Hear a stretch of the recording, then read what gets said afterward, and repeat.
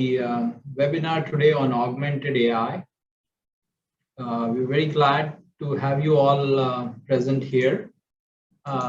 As we had mentioned, we have a couple of great panelists with us today.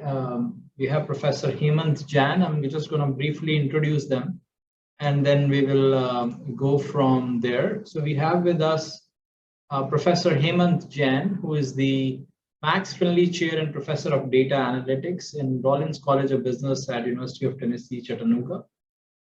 He has published in the leading journals in the IS domain, MISQ, ISR, also on the IEEE Transactions on Systems and Cybernetics, and other top journals of the field.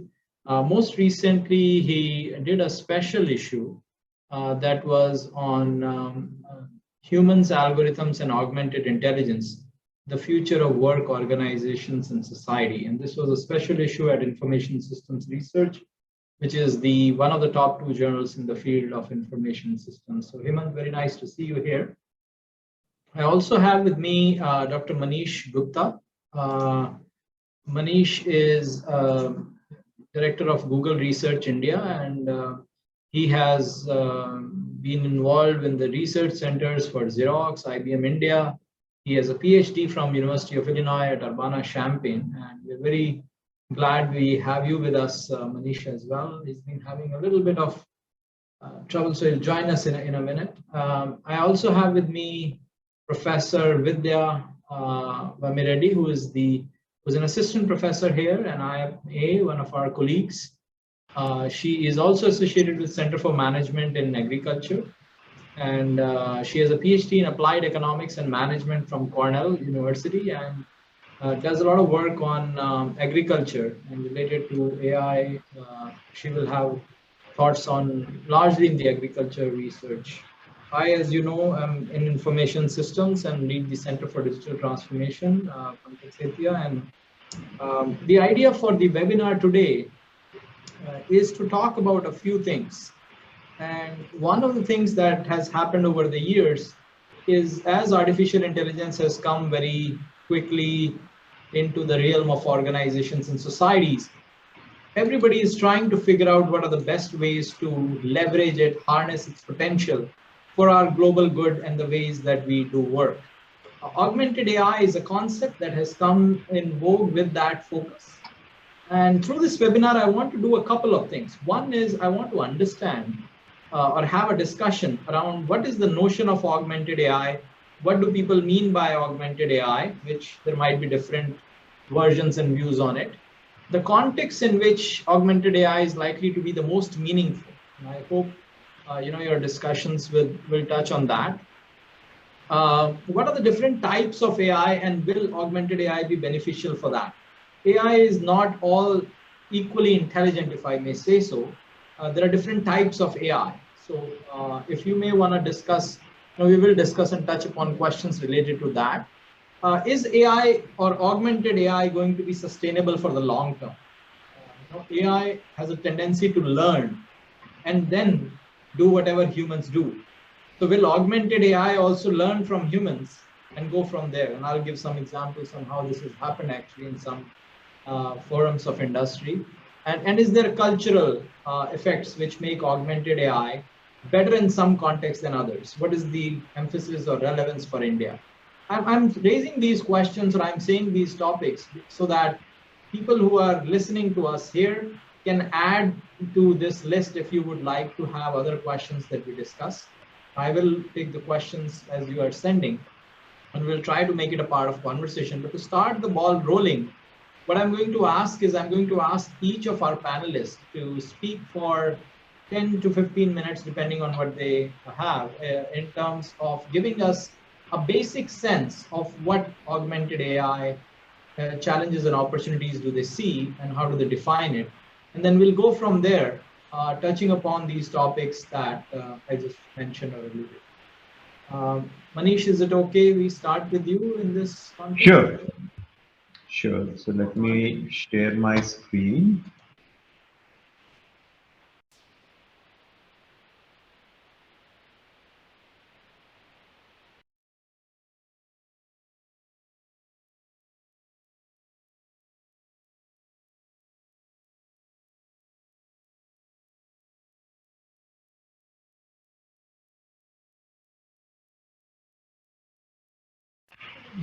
Oh, I seem to have a problem. This is a problem sometimes with Zoom. As soon as I share my presentation, I automatically get muted.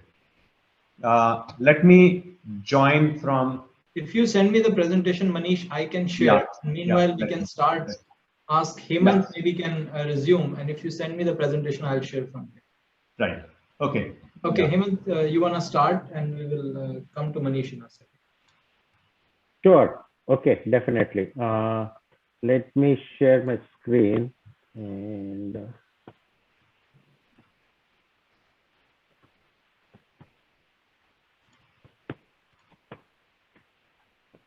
are you able to see my screen? Yes. Okay, okay, perfect. Okay, so good evening, good morning, wherever everybody is. I think we are in probably different time zones. So it's morning for us and probably for most people in India, it's good evening. And I thank you very much for inviting me for this first panel of this important topic. And Dr. Saikia, thanks for your kind introduction and talking about this special issue. So what I'm going to talk in next 5 to 10 minutes or 15 minutes is about that the editorial we wrote about that special issue, and that copy of editorial is available on the ISR journal. And if you send me an email, I will be happy to share with you the copy of that. And that has a lot more detail about what I'm going to talk about. And what we try to do is to talk about, I think the exact questions Dr. Sethia raised, what is augmented intelligence, where does it fit, and what's the long-term research directions and prognosis in that area.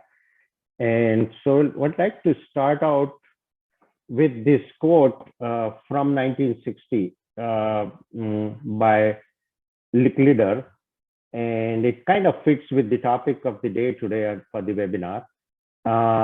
And the quote says, the main intellectual advances will be made by men and computers working together in intimate association. So this observation was made more than 50 years ago, almost 60 years ago, when AI was pretty much not even there. And there was this vision that the AI and the humans have to work together to really make the advances. And we'll kind of cross with some of the efforts, early efforts, and some of the efforts which has happened in the AI community, and why some of the things are falling short of that because of that. So to put this thing, the augmented AI in the larger context, kind of if you look at historically from the prehistoric time almost, the humans have this desire to overcome our limitations. Limitations in terms of our physical limitations, limitations in terms of our intellectual limitations.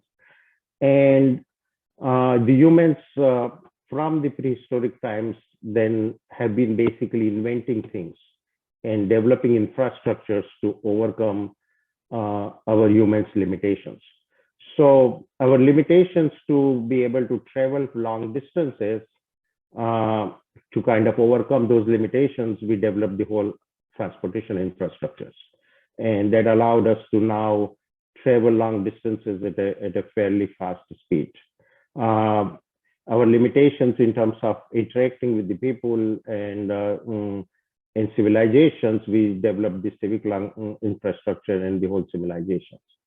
And more recently, we developed the communication infrastructures because we obviously have limited in terms of the speak and the voice, how long it will reach.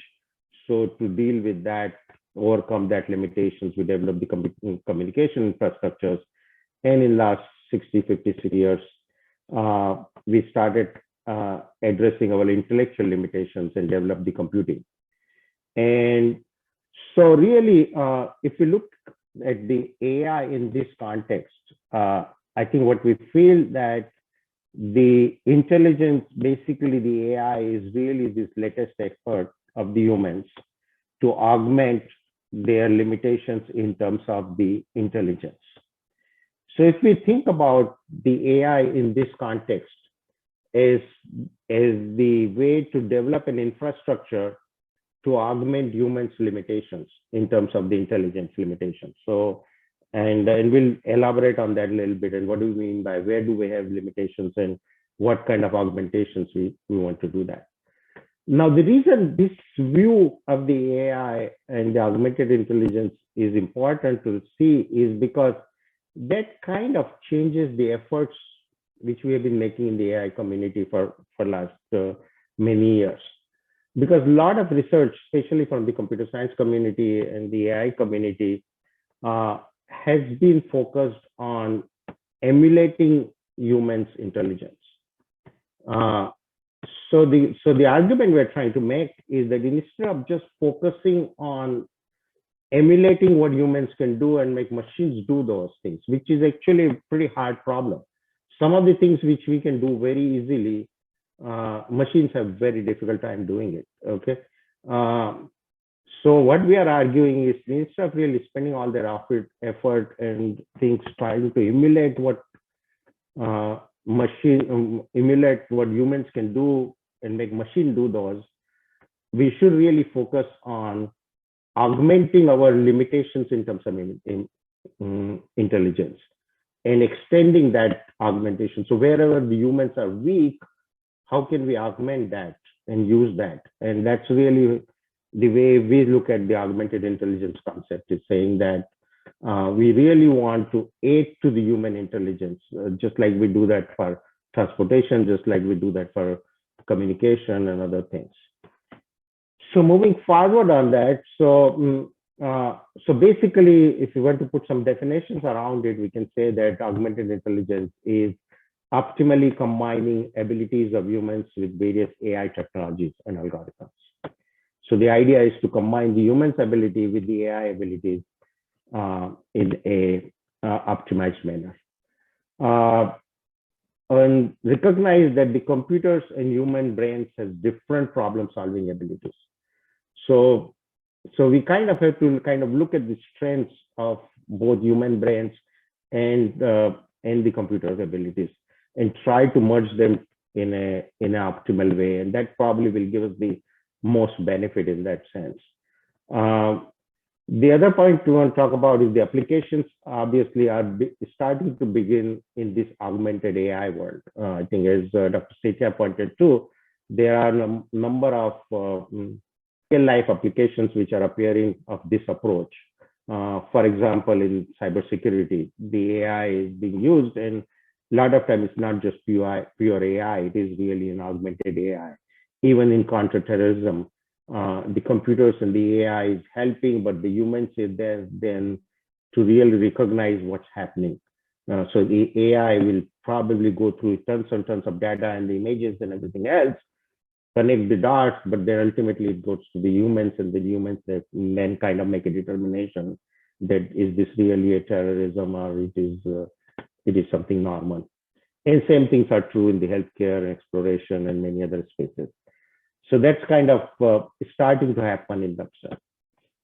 So to put it in the context of saying, okay, to understand this impact of the augmented intelligence, we do really need to then focus on the humans in the AI abilities.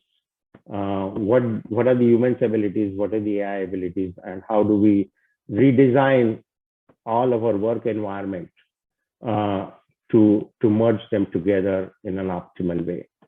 And I think at least this revolution is going to be significant and to change the life and the society and the work environment of almost everybody, as big as the transportation infrastructure when the steam engine was developed and the railway was developed, as big as the communication infrastructure when that was developed, which completely changed the society and how people work and how people live and how the society works. And I think this has the potential to do the same thing. So getting back to saying, okay, how do we then study this? So we looked at, so there have been some work done quite a bit in the humanities and the actually psychology community, especially the Peterson's work in 2001. And they kind of try to develop these core concepts of the human abilities and think, okay, how do we really classify humans' abilities? What are the humans' abilities? And based on that work, the US Department of Labor actually has developed this job application system called ONET, and it's available openly on online.com. And they basically identified 52 distinct human abilities, which then got broadly grouped into 4 categories. And those are cognitive abilities, psychomotor abilities, physical abilities, and sensory abilities. So you can basically at a fundamental level look at these 4 categories of human abilities and start studying from that. And then we can do the similar thing with the computers or AI's ability. And if we can then optimally combine them together, we can pretty much start kind of getting some handle on what an augmented AI is and what it can do. So in this special issue editorial, what kind of we do is propose this framework for studying this thing. And what this framework tells us is at the bottom are these 4 human abilities. So that's kind of fundamental to the human abilities, the cognitive, psychomotor, physical, and sensory abilities. And on the other side, we have the foundational augmentation technologies, sensory, language, interface, and movement, which are basically augmentation technologies, where the computers and AIs can enhance our sensory abilities, our language abilities. For example, the translators. I may know one language, but then a translator basically automatically translates that into 50 different languages. So that is basically enhancing my language abilities. Same way it can inference abilities and the movement are. So the robotics and other things are basically enhancing my movement abilities. So when you do robotic surgery, what that is really doing is, if you think about them, is augmenting the human's movement ability. So doctors are basically moving their arms and robots are actually doing the surgery. So once you get those fundamentals, then we can actually combine these fundamental abilities to start building up the firm level and the task level augmentation when we look at the context of the jobs. So we can start building up the situational awareness, manage the coordination, execute the platforms and the actions. And then from there, we can then develop the firm level augmentation technologies, enhancing the collective intelligence for specific firms, specific organizations, specific teams of individuals. And then move up to the whole organizational strategy level and saying, okay, how an organization then uses these augmentation technologies and develop the business models around it and markets and platforms and innovations around that whole thing. So that's kind of the framework. Obviously, the editorial is about 20 pages long and it describes some of these things in more detail. So you can refer to that. So I'll just quickly wrap up now. And so the human AI collaboration basically is the idea is the AI works alongside of the human to accomplish peripheral tasks. That's what really we are trying to accomplish here. So basically, when we are augmenting, so there is actually a US Department of Defense, I think, has published a 1990 report and saying, okay, how AI can be used. And they basically say the human AI can collaborate in 3 ways. In some cases, AI can work with humans together. In some cases, AI takes over with humans as cognitive overload. In some cases, the AI can replace humans in areas where humans have limited strengths or environments, or it's a toxic environment where humans cannot go, AI can replace them. So those are 3 ways to look for them. So the opportunities and challenges we have is in designing these optimal systems which combine them, which look at also the economic impact. And one of the other issue, which is a very important design issue, is saying, okay, who ultimately keeps the control? Because there has been debate about saying AI will take over the world, okay, the humans will lose the control. So how do we design these systems where the control is appropriately placed at different period of time, and so on. And there obviously there are issues in business school for us to study what is it's going to be the impact of these on jobs and societies and economic impacts and like for agricultural impacts and so on and so forth. A lot of good things to do. I think looking forward to hopefully a robust discussion. So I'll stop my sharing here. Thank you, Hemant, for that nice model that you've given. Hopefully, it gives us a lot of things to think about. I'm going to go now to Dr. Manish Gupta, who's the, like I said, Director of Google Research India. Manish, I'm going to share your slides and we'll go from there. Let me see. Please let me know if... Thanks. Yeah. So while these slides, so thanks. So as these come up, I mean, so I'll talk about again, some of the work that we are doing on AI, again, augmenting human capabilities in the context of, again, problems that arise in the Indian context. But again, these, I would say, also are not unique to India, because I think as we work on some of these challenges that arise in the Indian context, much of this work can also have impact well beyond India, right, on the world at large.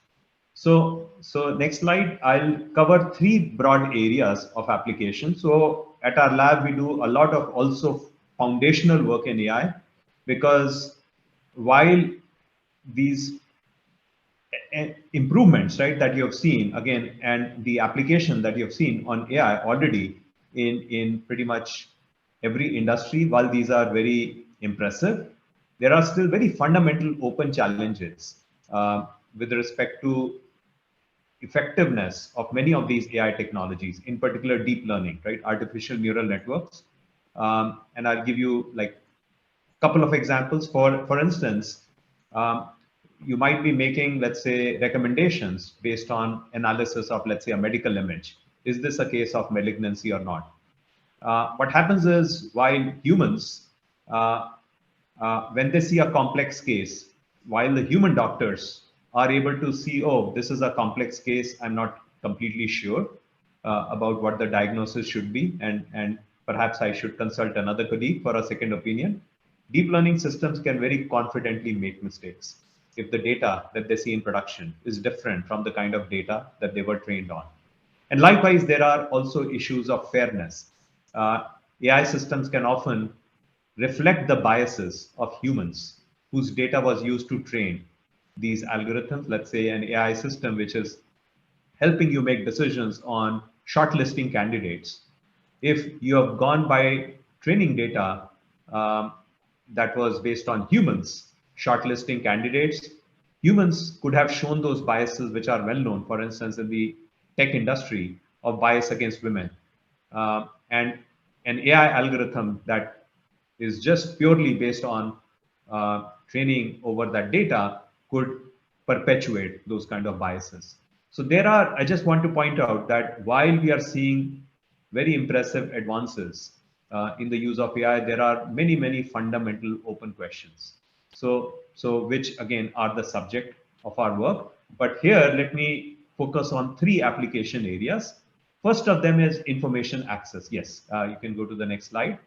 And in the context of a country like India, we see we have become the nation with the 2nd largest number of internet users, almost twice the population of the US. We have as many internet users as twice the population of the US, and they are mostly accessing the internet through low-cost smartphones. Now, for many of these users, this mobile device is the first device through which they are, and the only device through which they are accessing the internet.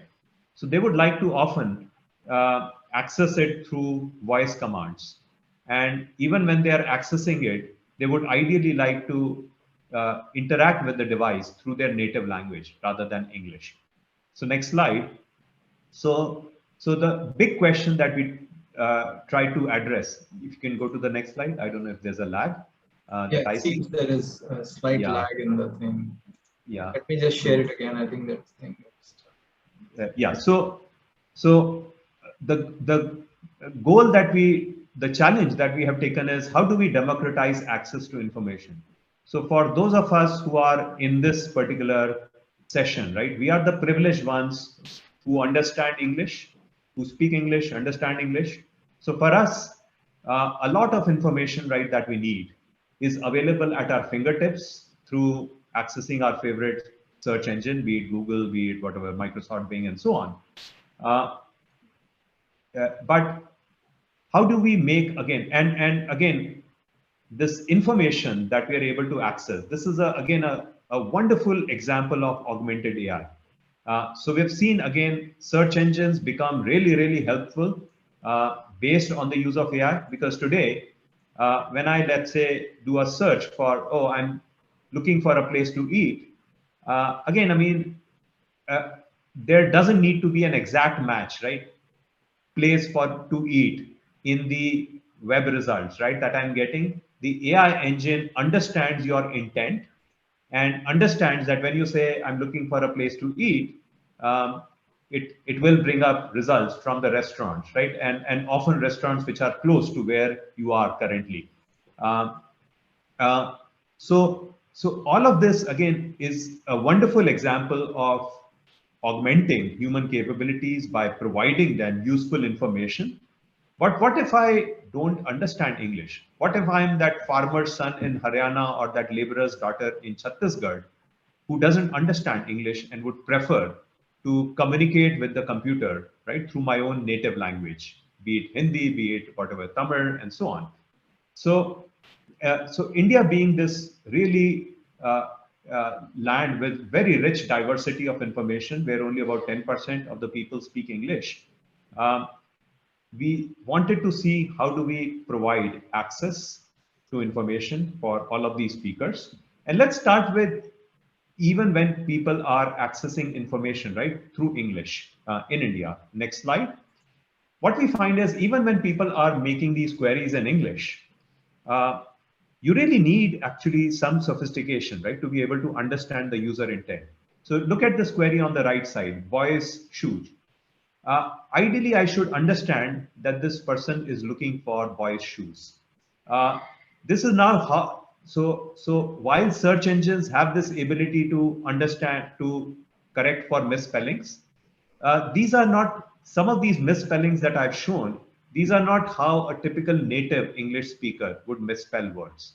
However, when you think about it from the lens of a Hindi speaker, Hindi is my native language, and on the left I've given an example that we use for inspiration. So this is the menu card from a restaurant that our team picked up for inspiration, and it lists this appetizer menu, and you see these words like pineapple raita, which this is now not how any native English speaker would spell pineapple, but if you think phonetically, if you look at the Hindi equivalent entry for that, and phonetically you try to map those words from the Hindi rendering of the word pineapple to back to English, this way of spelling pineapple does make sense. And likewise, even appetizer. I mean, if you were to simply then phonetically try and spell appetizer, and then you replace the z sound by the j sound, because in pure Hindi, that z sound is doesn't exist. So the closest map is to j sound. This way of mapping does make sense. So the first question that our team asked was, when you have these kinds of misspellings, can you still understand the user intent? Because often this spelling is influenced by their native language, and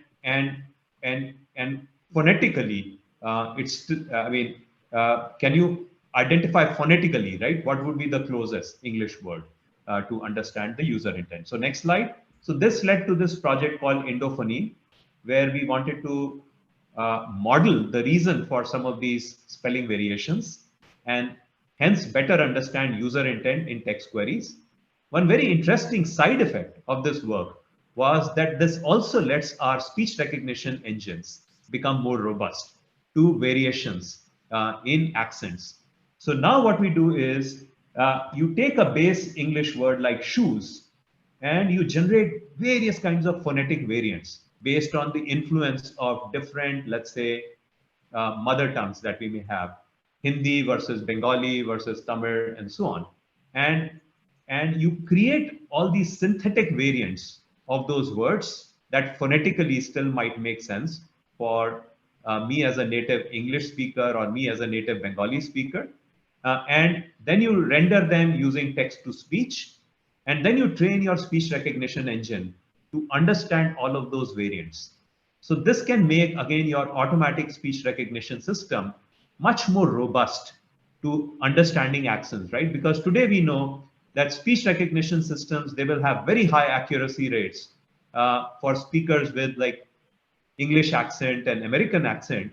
But as soon as it gets to somebody like me who's speaking with an Indian accent, the level of accuracy will go down, and it will go even further down when there is somebody speaking with that Haryanvi accent or that Bihari accent. Um, because again, the speech recognition system doesn't understand those variants.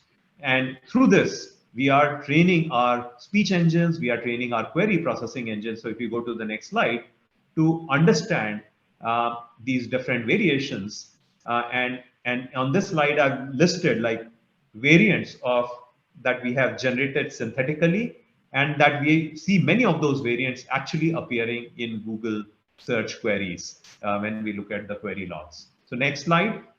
The other thing that we do is often we are mixing up the language. It's technically in like the AI community known as code mixing or a natural language processing community, where as a Hindi speaker, I rarely speak Shuddha Hindi, right? Pure Hindi.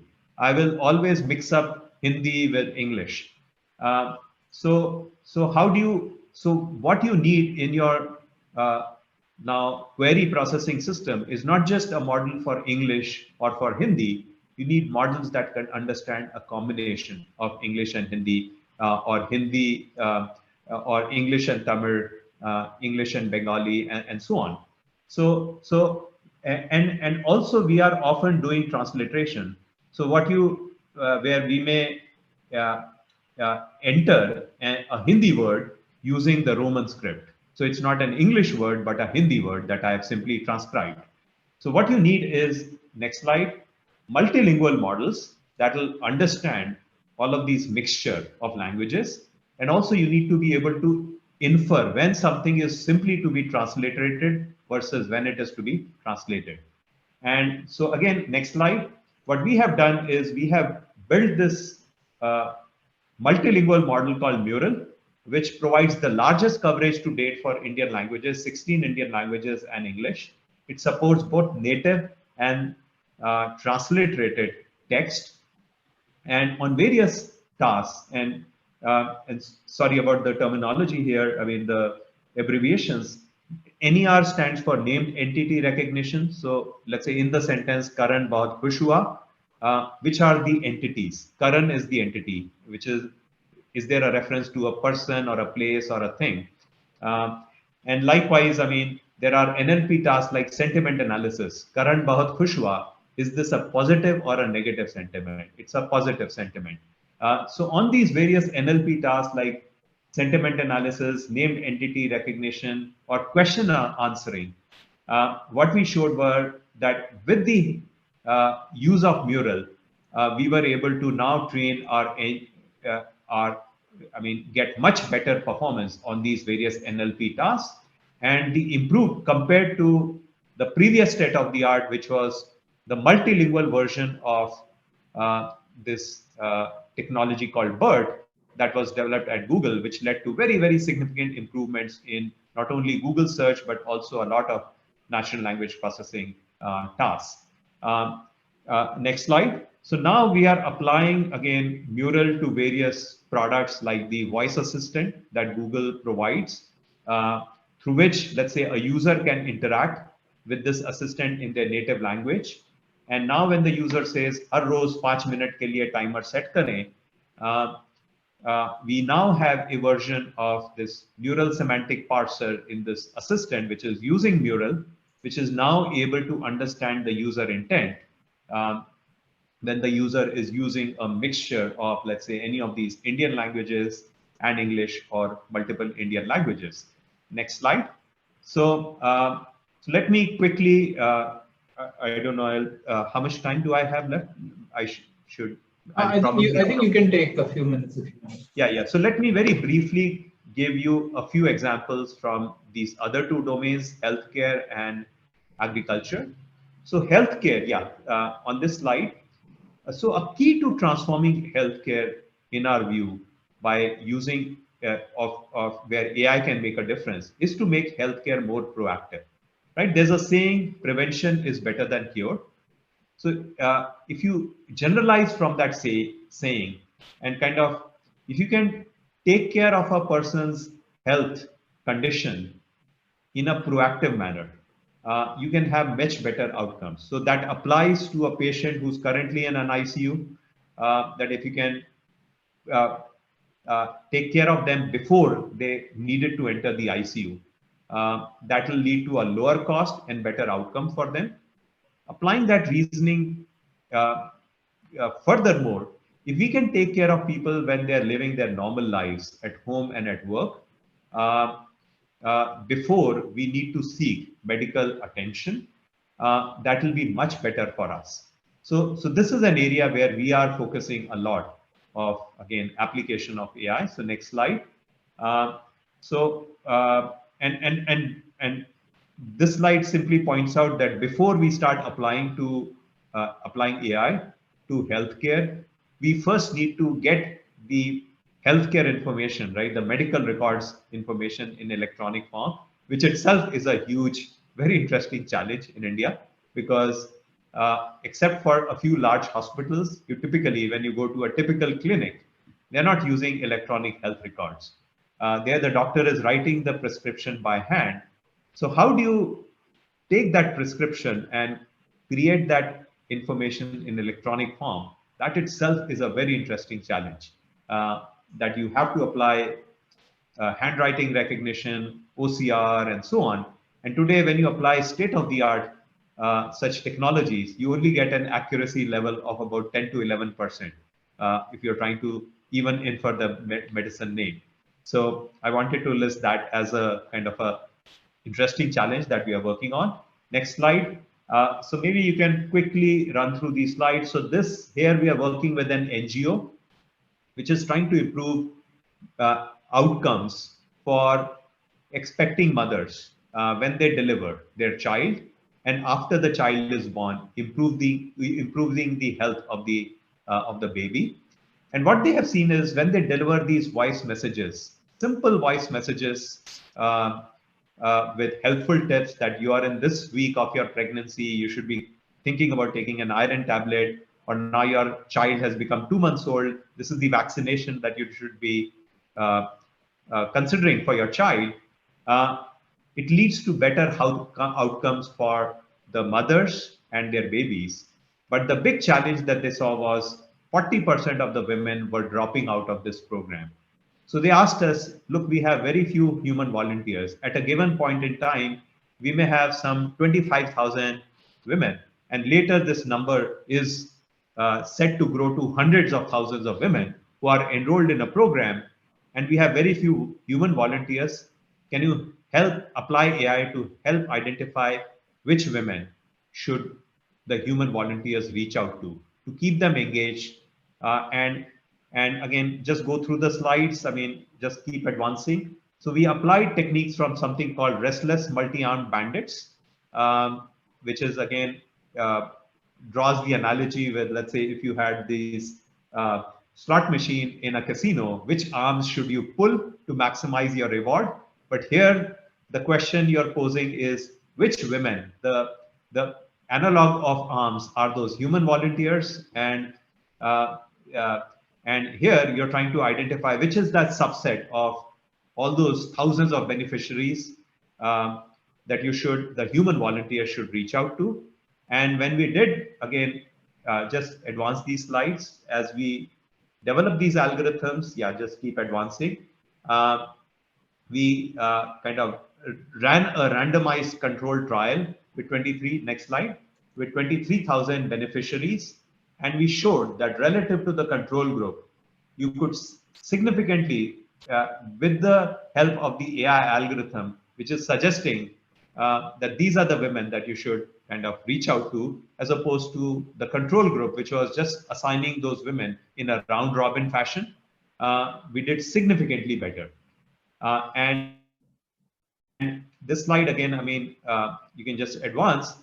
This is our work at trying to apply AI to suggest personalized interventions to people about exercise, diet, sleep, stress reduction through meditation, so that you're able to achieve better outcomes, reduce their level of hypertension, because it is well known, the medical community knows quite well that through these, through, let's say, more regular exercise, through better attention to diet, you can actually control some of these risk factors like hypertension and diabetes.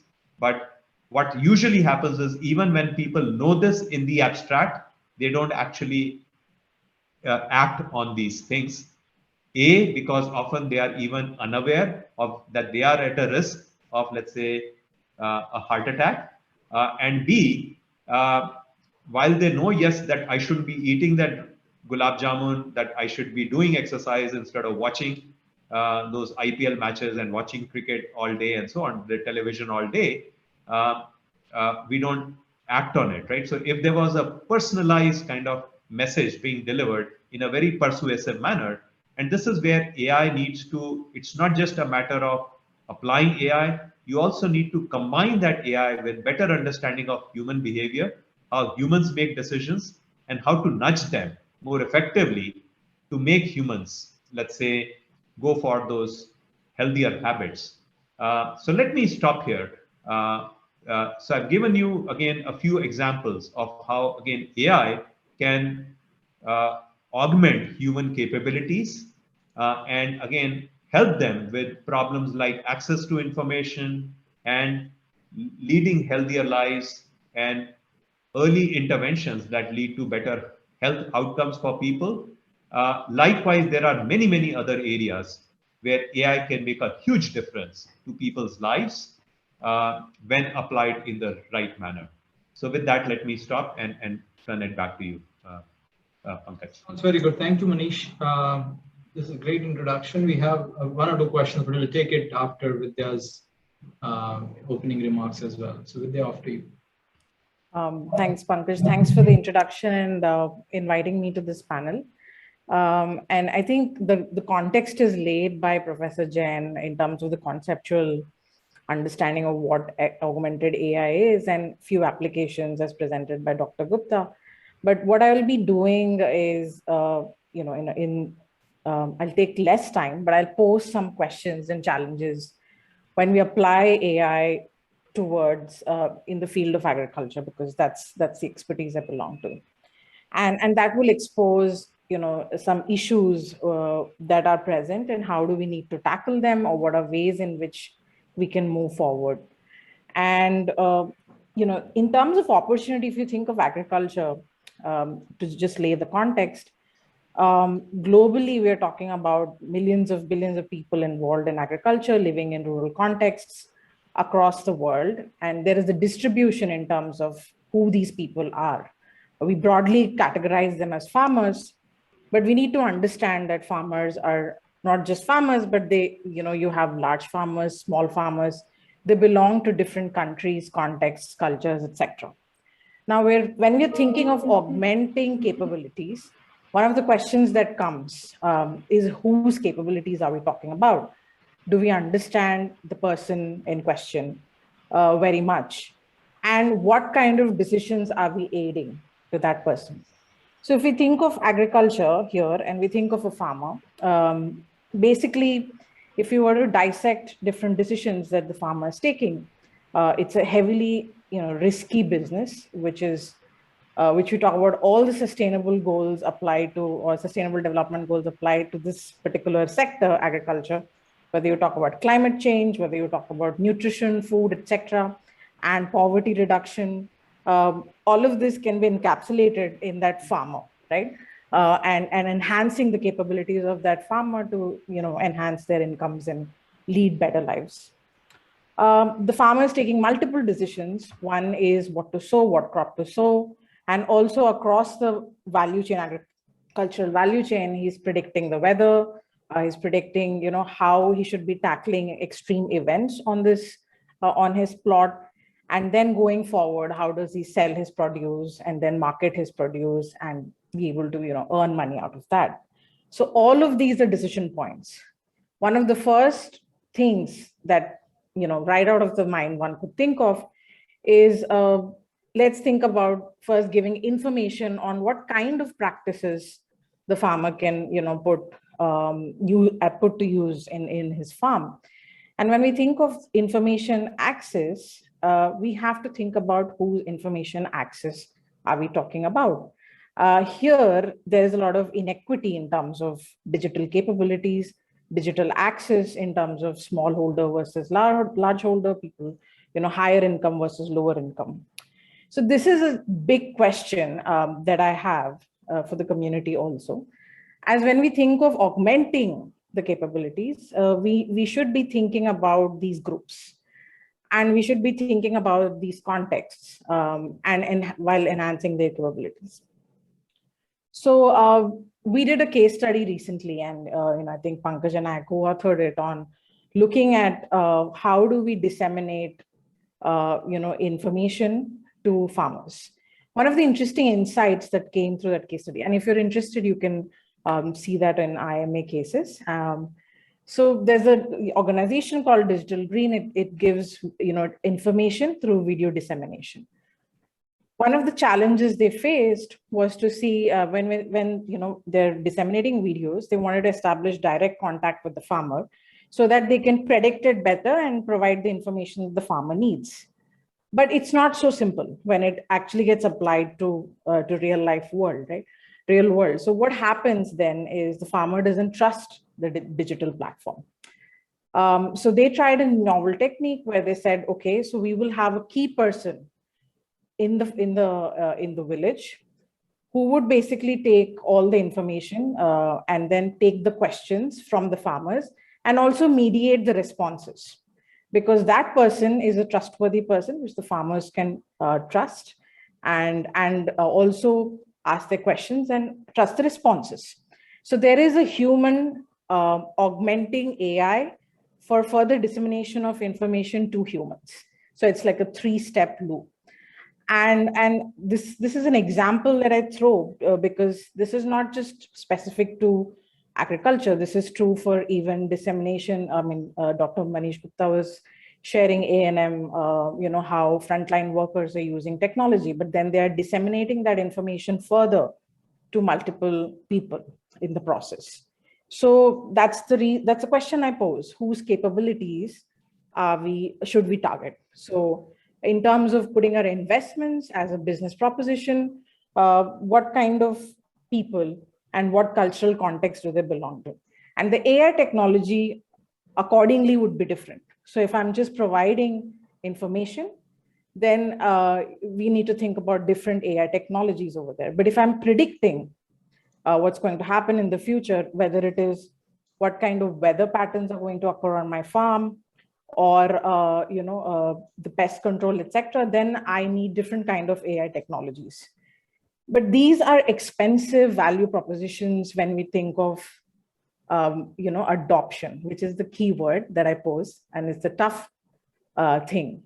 So as we saw in the case of women, maternal and child program, there was a dropout.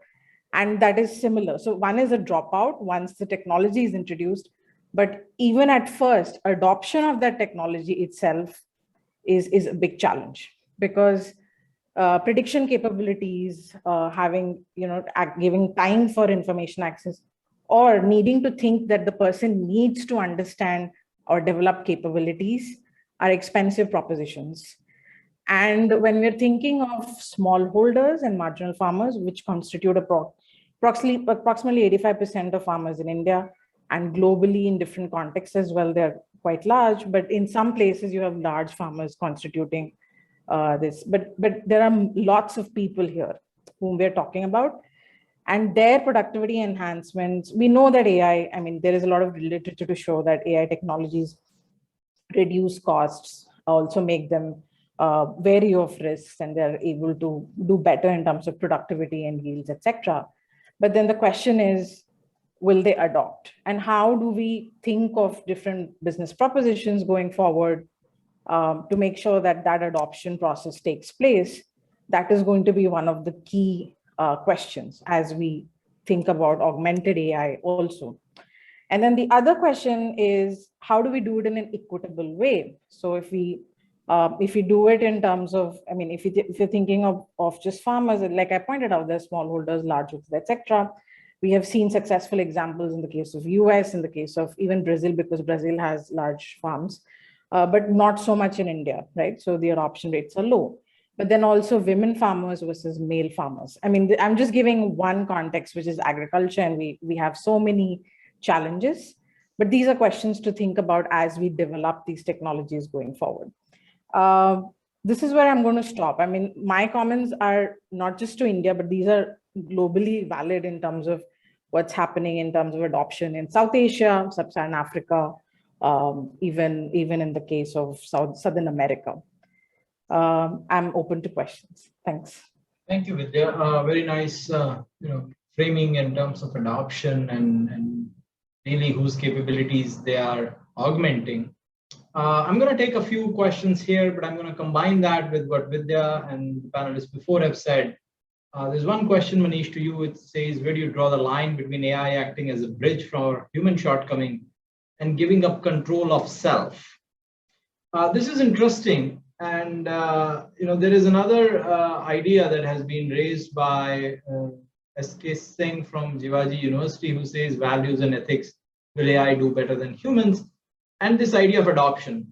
The question that I'm going to ask, I think all of you, is whether this augmentation through AI, is it going to be long-term sustainable? And I tell you why I mention that. Long-term sustainable, because AI learns from humans quickly to be able to replace them.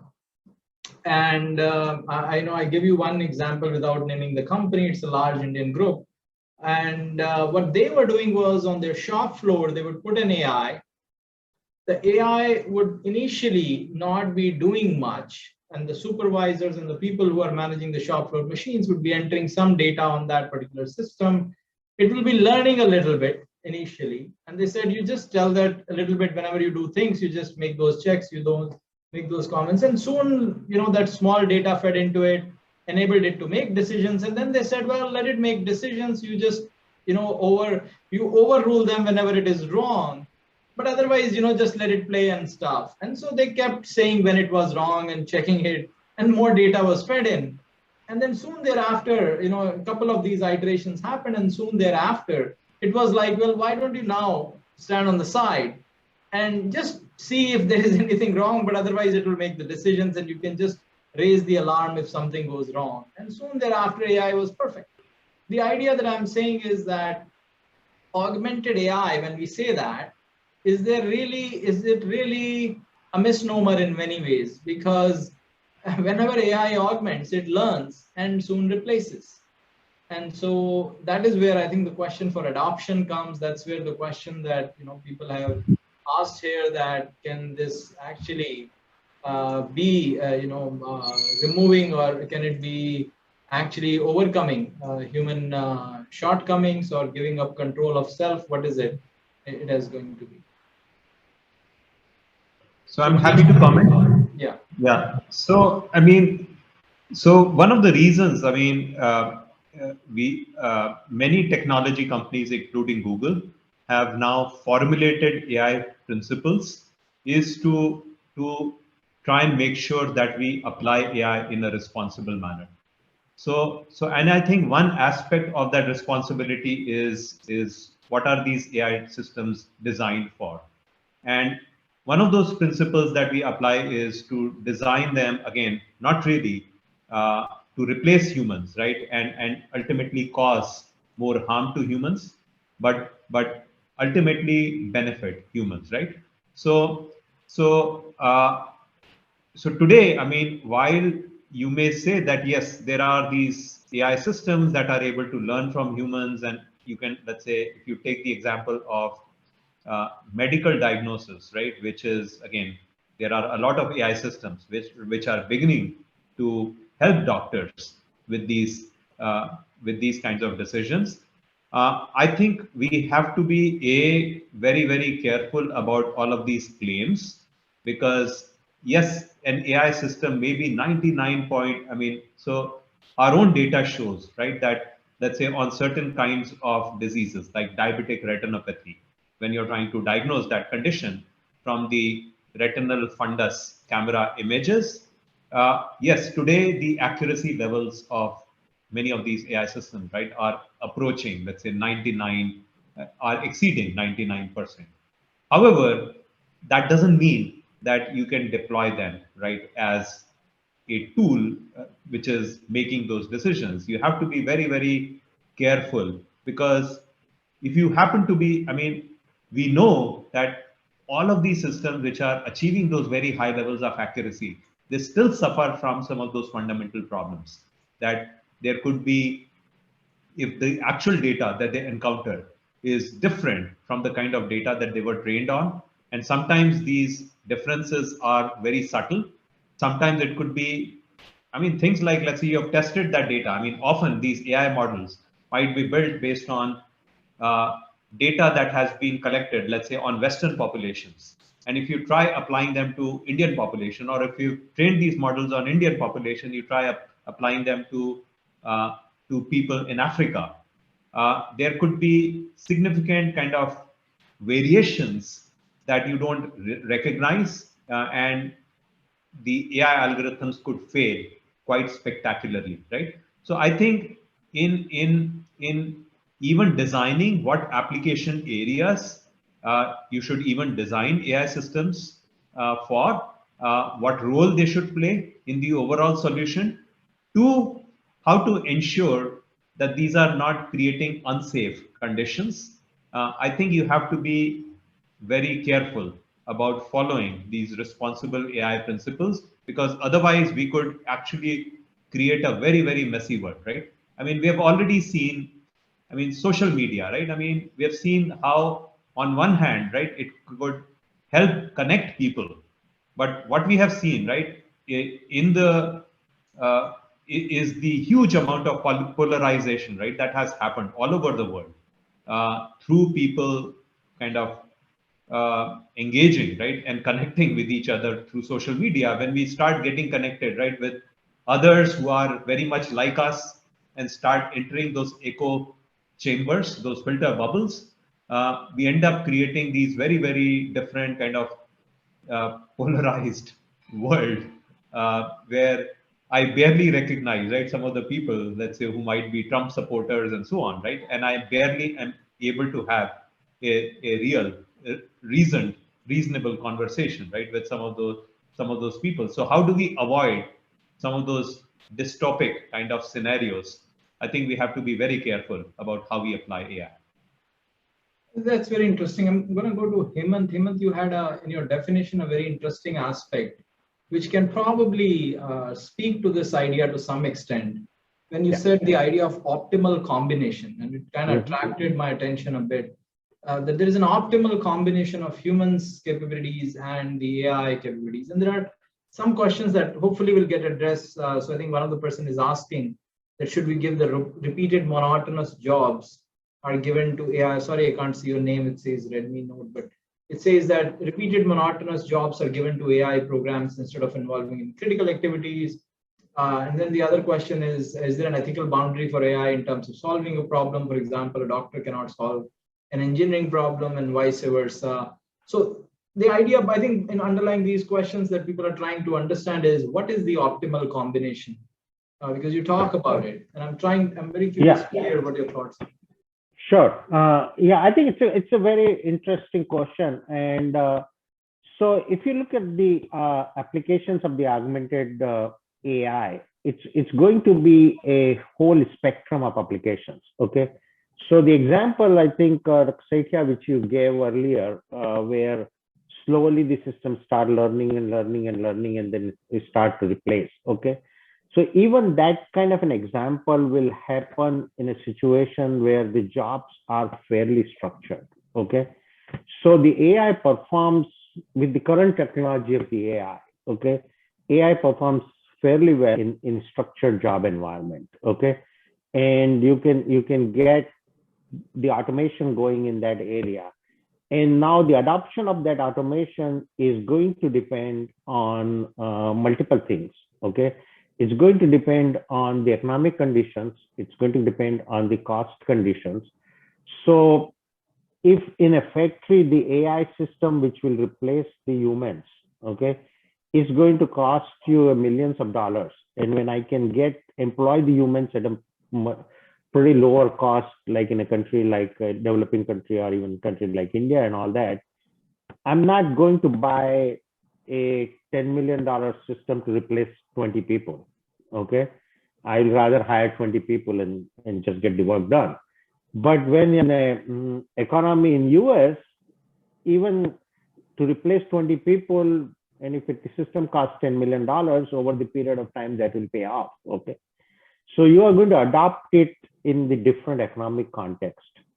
But then the second question you raised about that is then when you move on to the AI, to the spectrum where the design of the combination, the reason we talk about this optimal combination design is very important, and especially in the context of the control, where the control ultimately resides. So if you take the example of what happens in the case of Lion Air accident, if everybody remembers, that's the Boeing 337 MAX. So what happened in that context is that the sensors were giving the wrong information to the AI system. And the AI system was making the adjustments and basically taking the plane down, considering that some of the engines have failed. Okay, but the human sitting in that area was not able to really override the AI system. So it's basically the AI system and the humans were fighting together, and that's really what resulted in this terrible crash there. Okay. So it's really in some way a design fault. So when you were really designing these augmented AI systems, the combination what we just talked about, I think, is extremely important, and the consideration of the control is very important. And it's not very easy problem to solve. So for example, when you're looking at a self-driving or assisted driving car you're designing, okay? So sometimes you will see that giving a control to the system might be actually better. Okay, so you have as this driving car you're driving, you're going at a speed, and the system suddenly sees a truck in front of it. Okay, and the human is somehow distracted on the text message or something and not able to apply the brake. Okay, now in that situation, you want the system to apply the brake automatically, not wait for the human to override or think about it.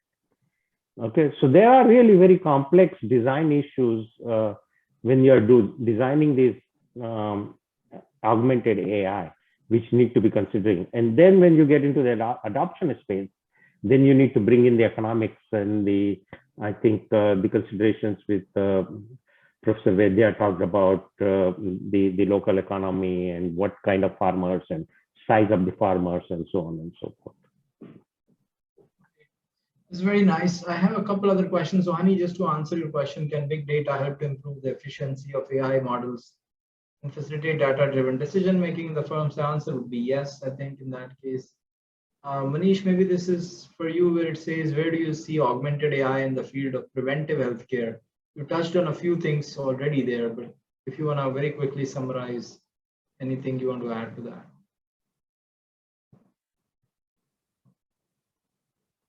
Manish, you may be on mute.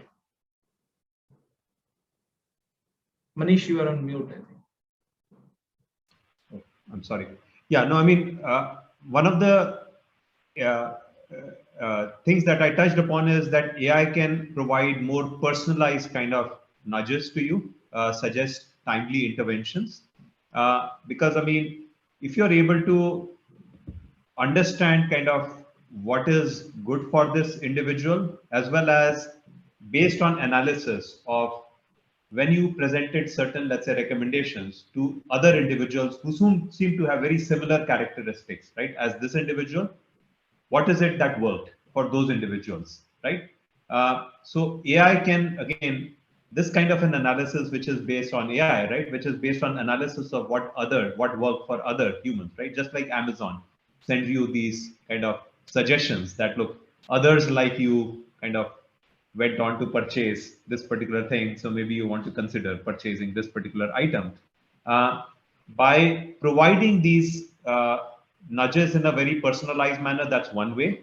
The other is to help us identify risk factors for diseases early on. So today, I mean, AI is being applied to, for instance, you can take a photograph of whatever, let's say your skin condition, right, and try to get some early kind of advice. Is this something serious, right, that deserves me talking to my doctor? Likewise, I mean, we are right now engaging in certain kind of research of, can you help identify signs of hypertension, diabetes, hyperlipidemia, some of these conditions, through simply, like, let's say you capture the image on the mobile phone camera, right, of a finger, right? So we already know through these capturing the image, right, you can get, that's how pulse oximeter works, right? They can identify, estimate your oxygen saturation level. So are there, can you diagnose certain risk factors from simple kind of camera images, right, that have been taken of individuals, and give them early warnings that, look, you are potentially at a risk for such and such condition, let's say diabetes. Because one of the things that happens, so for instance, cardiovascular disease is the #1 killer for people across the world as well as India. And in India, the statistics are very sobering. I mean, it is estimated that roughly 75 to 80% of the people who die of a heart attack, they are not even aware that they are at a risk for these adverse events, that they are suffering from cardiovascular disease. So if you are able to diagnose some of these conditions as part of day-to-day activities that people are engaging in, that can be a very effective way to help to warn people early and have them take some early action. So those are some of the ways in which Very nice. I can help in the healthcare area. This is pretty good. We're getting a lot of questions that are broadly looking at a connected world. I'm going to get to that, and just to answer one of the questions, I think it's an easy one we can answer. Maybe Saeed Ziaul Mustafa has asked, is a super specialized doctor can supervise 100, 200, 300 artificial intelligence doctors in remote areas to treat patient in remote areas? I think all of you would say the answer to that is yes. A lot of the, I was talking to one of the friends in New York, and they're saying he inaugurated a hospital where the hospital will be in New York, and the surgeries will be done by doctors in Israel. It's an Israeli company that has set up the robotic arms doing the surgery. So I think that is really the attraction, that your talent or your intelligence or even your skills can be transferred across the globe, especially in remote areas where they may not be easily possible to do. So I think the answer to that is yes, but I want to seek your opinion, both, all of you, if you want to think about these questions. Sri Ganguly is asking, what is augmented AI's direction in the new metaverse? How can augmented AI help with digital twin solutions within the metaverse? And I think broadly, Prasanna has a similar question. It stated 90% of the globe is going to be connected by around 2050. If this is a future we're going to usher in, will we be able to design visual models of future of augmented AI and its impact it will have on humanity?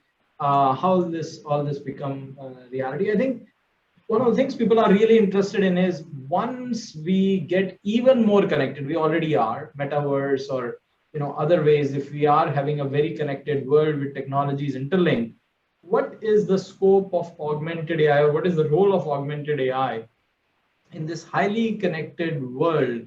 And where real and artificial might mix in. You talked about fake news, and that was a big issue. But then there is also these echo chambers people are talking about, that you listen only to the words you want to listen to. How is the world, what is the role of augmented AI? Is it going to solve some of the problems of AI? Because we've seen some of the problems created by AI. It was like these things that I mentioned, be it fake news or echo chambers.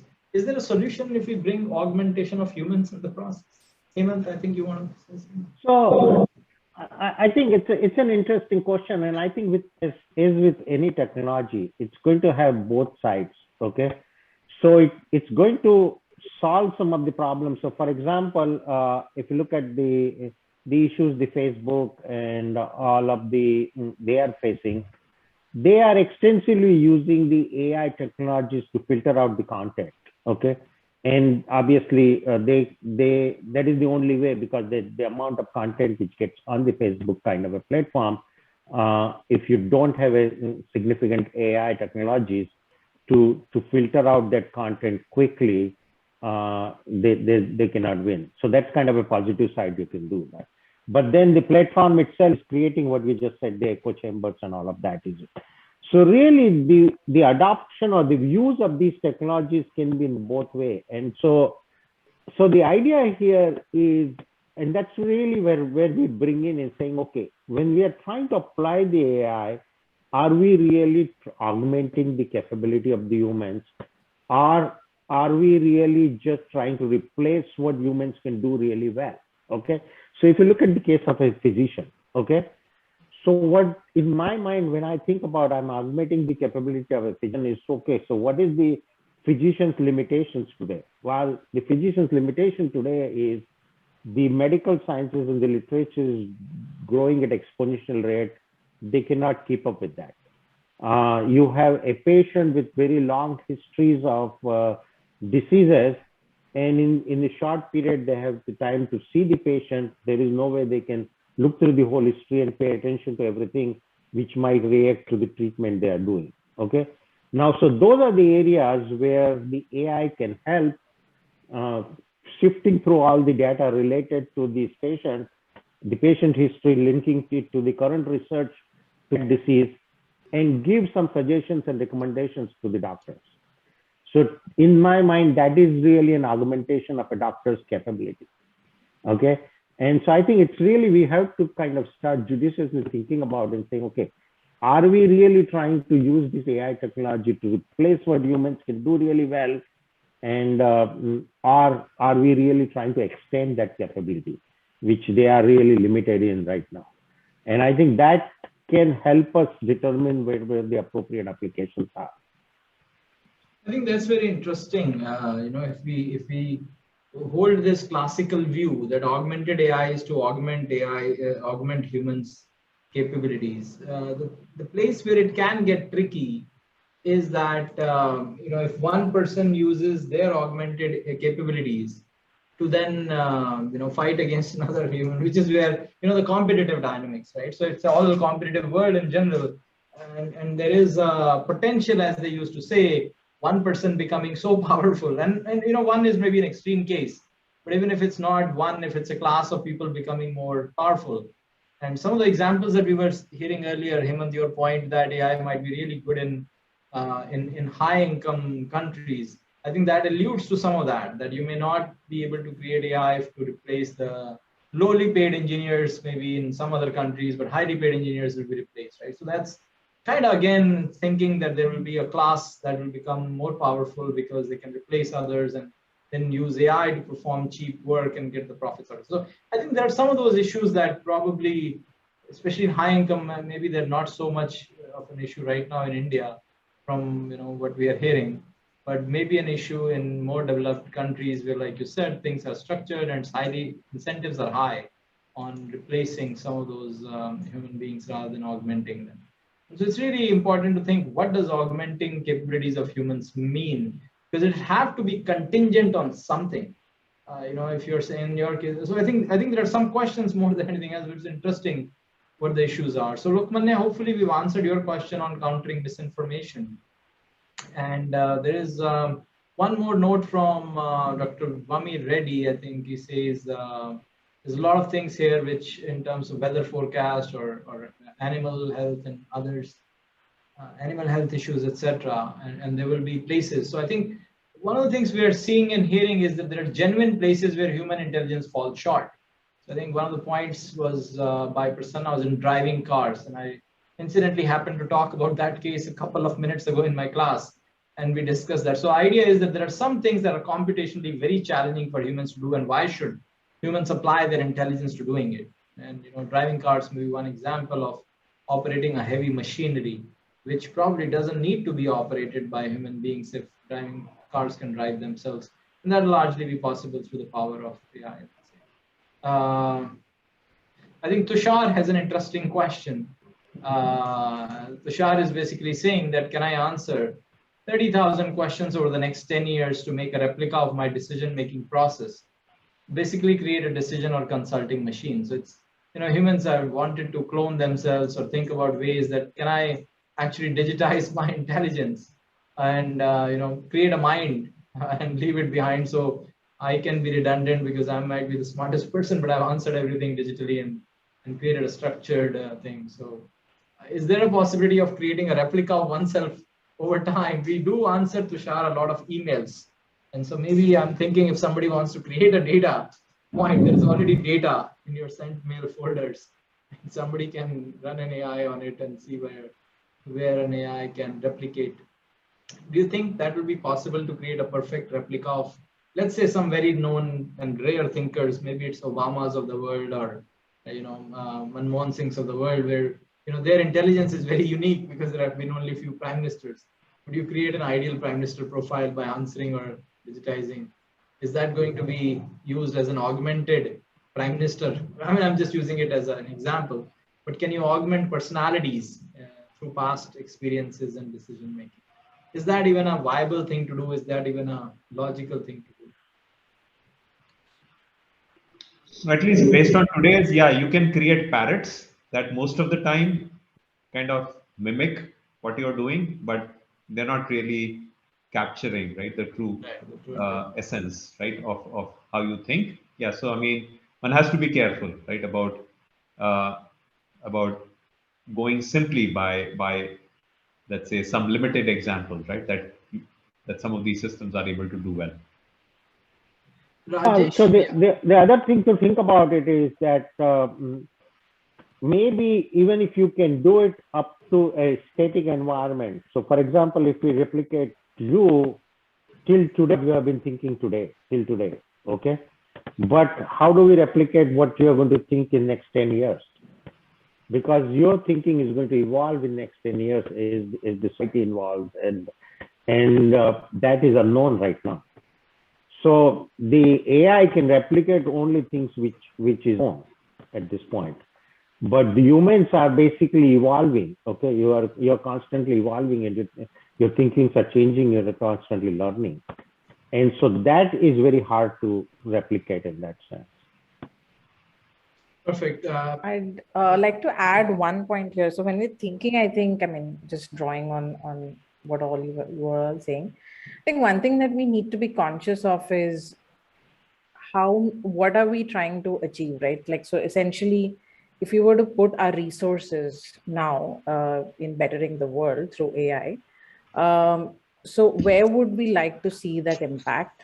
And basically, that's a very important question to think, and that varies by where we are. So, labor scarce, I mean, I think Professor Jain was talking about that labor scarce world, the challenges are different versus labor abundance. There's just one example, but it's important to know what we really want to achieve, because we tend to lose sight of that as we're creating more and more technologies.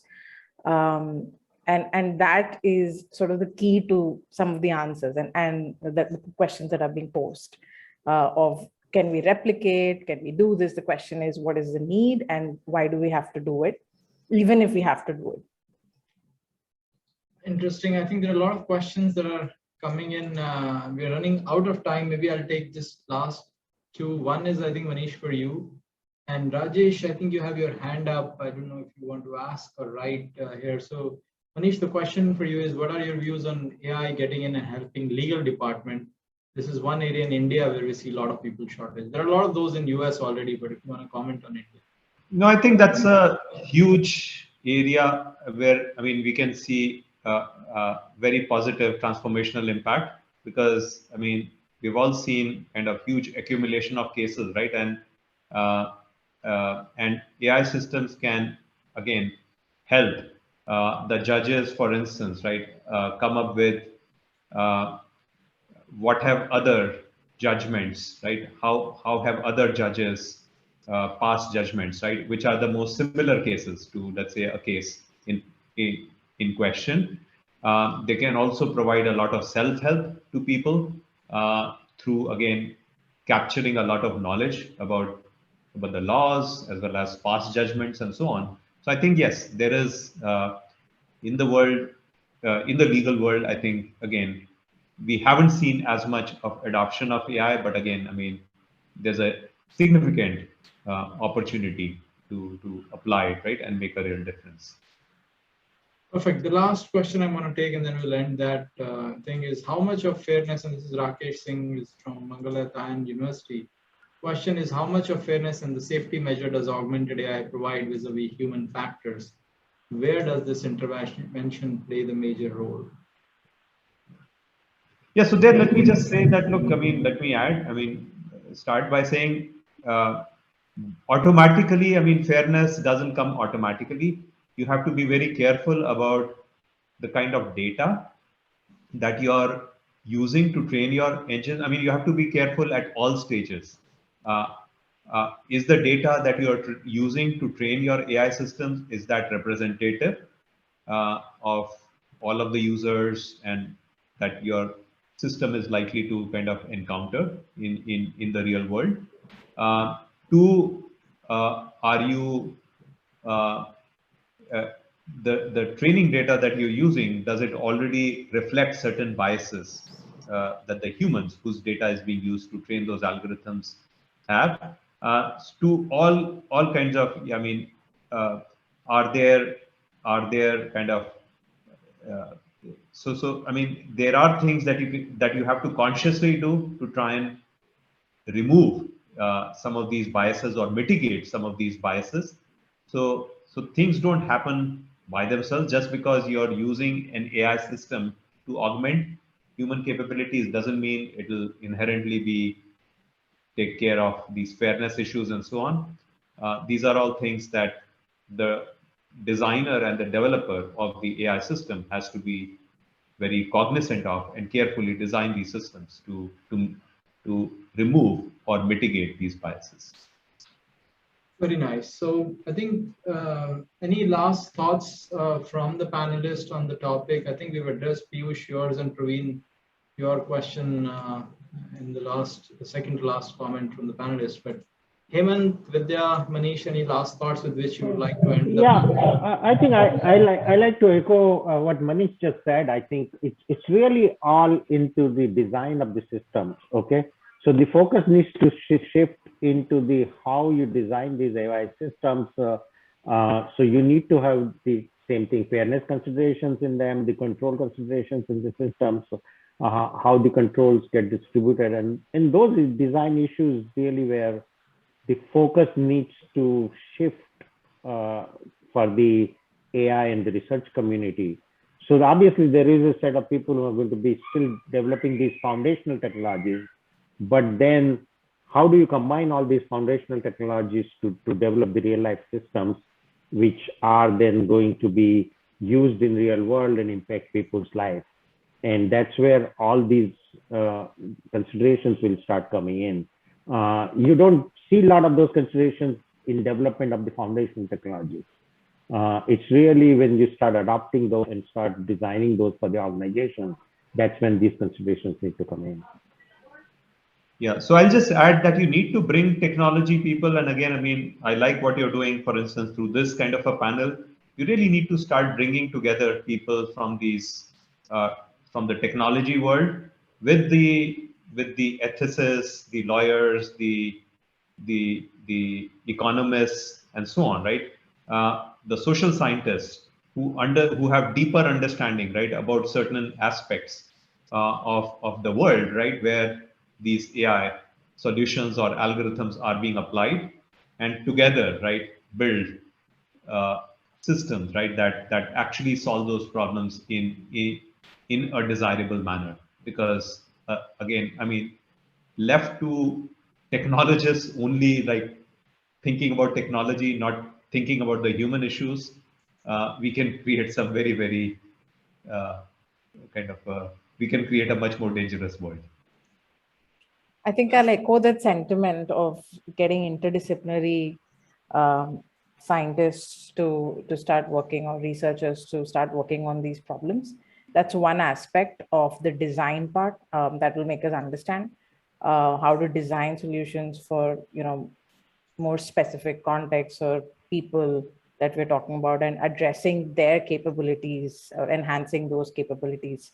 That's one aspect. The other aspect is also dissemination once we actually design the AI. And over there too, there are multiple stakeholders that need to be involved if you're thinking of the masses, larger number of people. And that's another point to keep in mind while we're designing, because ultimately multiple stakeholders are going to use these products. And so basically, these are the two things that I would leave on. Yeah, thanks. Perfect. Well, thank you so much. I think it was a very interesting discussion, and I think this summarized by some of the sentiments that we are hearing here. So I think people like the discussion and the way it went. I thank you, Hemant, Manish, and Vidya for taking the time. Very nice, and very glad we could chat. And I hope we will continue our discussions on the topic as we go forward. And have a good night or good rest of the day. And thank you, everyone, for attending. Thank you. Look forward to seeing Thank you. Thank you for inviting us. Perfect. Thank you. Thank you.